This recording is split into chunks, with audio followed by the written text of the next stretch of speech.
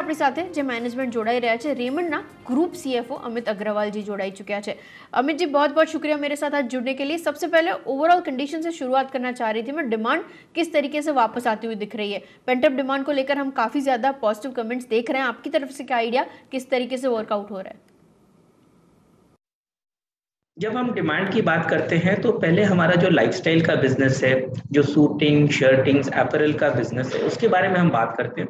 तो हमारा fourth quarter में बहुत अच्छी डिमांड देखने को मिली, थर्ड क्वार्टर में बहुत अच्छी डिमांड हमने रिजल्ट जो डिक्लेयर किया है। और जिस तरीके से हम देख रहे हैं कि रेमंड बहुत बड़े तरीके से एसोसिएटेड होता है शादियों के और त्योहारों से, तो अगर हम शादी की बात करें तो इन फर्स्ट क्वार्टर में होली के बाद से जो शादी की लगन है, जिसमें शादियां होती हैं, वो काफी ज्यादा नंबर्स में है और काफी स्ट्रॉन्ग बाइंग हमको देखने को मिल रही है। तो इमीडिएटली होली के बाद से जो हमारी सेकेंडरी, जो हमारे 1000 स्टोर्स हैं 600 शहरों में, उसमें अच्छी बिकवाली हमको देखने को मिली है। तो जिसके कारण हम ये कह सकते हैं कि डिमांड वहां पे काफी स्ट्रॉन्ग है। और जिस तरीके से हमारा जो डीलर नेटवर्क है, फ्रेंचाइजी नेटवर्क है, वो अपने प्रोडक्ट की डिमांड कर रहा है, इस तरीके से लगता है कि फर्स्ट क्वार्टर में हमारे प्रोडक्ट्स की डिमांड काफी अच्छी देखने को मिलेगी। ये तो एक बात हो गई हमारे लाइफस्टाइल बिजनेस के बारे में, जो कि कपड़ों का बिजनेस है।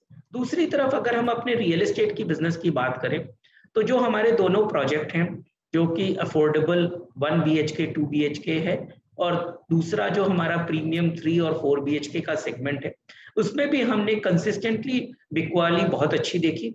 हमारे प्रोडक्ट की डिमांड बहुत अच्छी है क्योंकि हमारा कंस्ट्रक्शन पेस इतना स्ट्रांग है, जिसके कारण लोगों को ये भरोसा हो रहा है ज्यादा से ज्यादा कि हमको ये फ्लैट बहुत जल्दी मिलेगा रहने के लिए।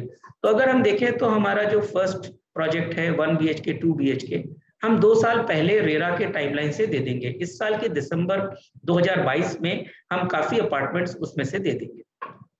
तो इस तरीके से हमारे प्रोडक्ट्स की डिमांड बहुत अच्छी है। तीसरी बात अगर हम करते हैं तो हमारा जो एक्सपोर्ट का बिजनेस है, गारमेंट एक्सपोर्ट का बिजनेस, क्योंकि जो भी सारे देश में देखा जा रहा है, ठीक है इन्फ्लेशन जरूर है, किंतु हमारे जो प्रोडक्ट्स हैं उसको बहुत अच्छी तरीके से लोगों ने खरीदा है और जो चाइना +1 के कारण हमको एडिशनल डिमांड देखने को मिली है, उसको हम पूरी तरह से कैपिटलाइज कर रहे हैं। बिल्कुल सर। अच्छा, मैं मार्जिन्स के फ्रंट पे आपसे एक और चीज़ समझना चाह रही थी, क्योंकि हम लोग जानते हैं रॉ मटेरियल प्राइसिंग सिनेरियो थोड़ा वोलेटाइल हो चुका है। अब जब चीज़ें इतनी नॉर्मलाइज हो चुके हैं, मार्जिन्स किस तरीके से एक्सपेक्ट करूं मैं पूरे साल के अंत तक? जी बिल्कुल, जहां तक मार्जिन का सवाल है, आपने देखा हमारा थर्ड क्वार्टर का जो रिजल्ट था वो काफी स्ट्रॉन्ग था। हाईएस्ट एबिटा हमने जनरेट किया है ग्रुप में और जो फ्री कैश फ्लो जनरेशन है उससे हमने डेट रिड्यूस किया। तो अगर हम वो देखते हैं मार्जिन स्ट्रेंथनिंग की बात, तो ऑब्वियसली हमने मार्जिन स्ट्रेंथनिंग के ऊपर काफी काम किया है। हमने कॉस्ट रिडक्शन बड़ी भारी ड्राइव चलाई थी, जो कि अगर 2020 का हम ओपेक्स का कॉस्ट देखते हैं और 2021-22 में भी देखते हैं तो ऑलमोस्ट हमने 400 करोड़ का कॉस्ट रिडक्शन डिलीवर कर चुके हैं। तो वो कॉस्ट रिडक्शन हमारा काफी सस्टेनेबल है, जो कि मार्जिन एनहांस करता है।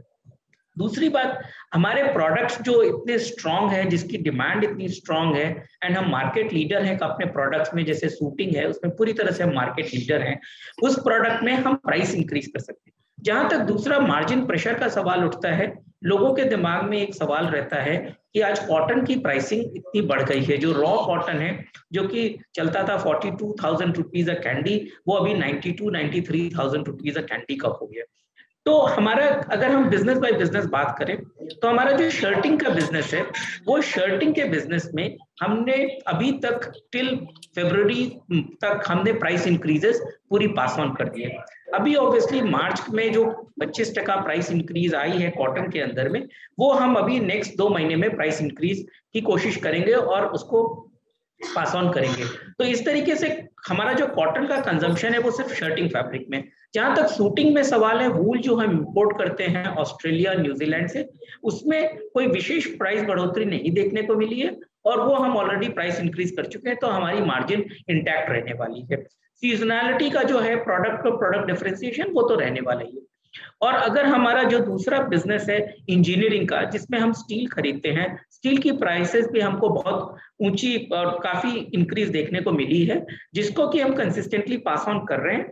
बट हमेशा ये जो B2B और B2C बिजनेसेस होते हैं इंजीनियरिंग के, इसमें थोड़ा सा लैग रहता है, 2 से 3 महीने का लैग रहता है, उसके बाद हमको प्राइस इंक्रीज मिल जाती है। इसलिए हम ये कहेंगे कि जो भी मार्जिन है वो हम इजीली कंटेन कर पाएंगे, मेंटेन कर पाएंगे। जो भी प्राइस इंक्रीजेस रहेगी रॉ मटेरियल की, वो हमारी एबिलिटी है, because of the product strength, quality, trust, which is the true name of Raymond, वो हमको एबिलिटी देता है कि हम प्राइस इंक्रीज मार्केट में पास ऑन कर पाते हैं। अच्छा, आप ये जो प्राइस हाइक्स की बात कर रहे हैं सर, मैं ये समझना चाह रही थी क्या ये मार्केट में एब्जॉर्ब हो रहे हैं, क्योंकि कंपटीशन काफी बढ़ती हुई देख चुके हैं हम लोग। अगर प्राइस हाइक्स जो आप नेक्स्ट 2 to 3 क्वांटम की भी बात करें तो वो कैसे वर्कआउट होगा फिर? जी बिल्कुल, देखिए जहां तक सवाल है, अभी हमारे पास 2 बहुत स्ट्रॉन्ग ग्रोथ ड्राइवर है। एक तो इंडिया की इकोनॉमी की जो ग्रोथ की पेस है वो काफी अच्छी देखने को मिल रही है, इंफ्रास्ट्रक्चर के ऊपर स्पेंडिंग आ रही है, लोग पैसे खर्च कर रहे हैं। और सबसे बड़ी बात क्या होती है कि जब 2 साल से लोग शादी नहीं करे, फेस्टिवल नहीं पार्टिसिपेट करे, लाइफ एंजॉय नहीं किए, हॉलिडे पे नहीं गए, तो इस तरीके से ये जो लोगों की डिमांड थी, नेसेसिटी थी, वो कम हो गई।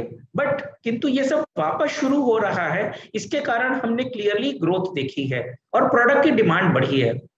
जहां तक हमारे प्रोडक्ट का सवाल है, जहां तक कंपटीशन, देखिए कंपटीशन तो ऐसा है कि हर बिजनेस में कंपटीशन रहता है, बट 2-3 चीज हमको बहुत बड़ा डिफरेंशिएट करती है। एक तो हमारे प्रोडक्ट की क्वालिटी और जो ब्रांड की इमेज है वो बहुत स्ट्रॉन्ग है। दूसरा, हमारी जो डिस्ट्रीब्यूशन स्ट्रेंथ है। आज हमारी डिस्ट्रीब्यूशन स्ट्रेंथ क्या है कि 1500 हमारे खुद के स्टोर्स हैं जो फ्रेंचाइजी द्वारा रन किए जाते हैं, वो 600 शहरों में। तो हमारी जो पेनिट्रेशन है वो पूरे देश में बहुत फैली हुई है, जिसके कारण हमको ऑब्वियसली एडवांटेज मिलता है। और तीसरी चीज, इस तरीके की जो प्राइस इंक्रीजेस है, जो कि 30% बढ़ गई, 50% बढ़ गई, तो ये सबको मालूम है कोई भी मार्जिन एब्जॉर्ब नहीं कर सकता। इतनी मार्जिन कोई भी बिजनेस में नहीं होती कि वो इन्फ्लेशन का सारा प्रेशर बिजनेस में एब्जॉर्ब कर ले। होता क्या है, देयर में be a little lag, time लग सकता है, 2 महीने, 3 महीने, 4 महीने, तो वो एक पॉसिबिलिटी है। बट अभी तक हमने आज तक के सिचुएशन से, फर्स्ट क्वार्टर के सिचुएशन से वो नहीं देखा है। अभी तक डिमांड स्ट्रांग देखने को मिल रही है, इसलिए हमारी एबिलिटी है प्राइस इंक्रीज की। हाँ, अगर बियॉन्ड अ सर्टेन पॉइंट, अगर प्राइस इंक्रीजेस कंटिन्यू करती है, रॉ मटेरियल का प्राइसेस कंटिन्यू करता है, स्टील की प्राइसेस कंटिन्यू करती है, तो over some period of time 2-3 quarter जैसा आपने बताया, हो सकता है कि डिमांड कॉन्ट्रैक्शन देखने को मिले, बट नॉट इमीडिएटली, 2-3 क्वार्टर बाद। बिकॉज हम लोग बहुत ही वॉलेटाइल इन्वायरमेंट में अभी भी जी रहे हैं। उधर रशिया यूक्रेन का वॉर चल रहा है, ऑयल का प्राइसेस बहुत वॉलेटाइल है, और इस तरीके से आज ये कहना बहुत मुश्किल है कि 3 क्वार्टर बाद किस तरीके की डिमांड देखने को मिलेगी।